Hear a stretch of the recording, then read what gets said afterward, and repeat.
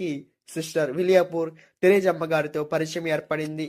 ఆమె అప్పటికి కార్మెల్ సభను సంస్కరించి మహిళల కోసం ఒక సభను స్థాపించాలన్న కృషిలో నిమగ్నమై ఉన్నారు. యోహాన్ గారిని కూడా ఒక సభను స్థాపించాలని ఆమె కోరారు.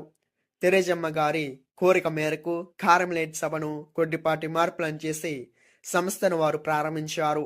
5 ఏండ్ల తర్వాత పునీత అవిలా తెరేజమ్మ గారికి వారి సభ సభ్యులకు యోహాన్ గారు ఆధ్యాత్మిక సలహాదారులుగా వ్యవహరించారు. వీరు కొత్తగా సంస్కరణలు ప్రవేశపెట్టి నిబంధనలను మరింత కఠినంగా చేశారు. మాంసాహారం ముట్టక కటిక ఉపవాసాలు ఆచరిస్తూ ప్రార్థన మరియు ధ్యాన జీవితం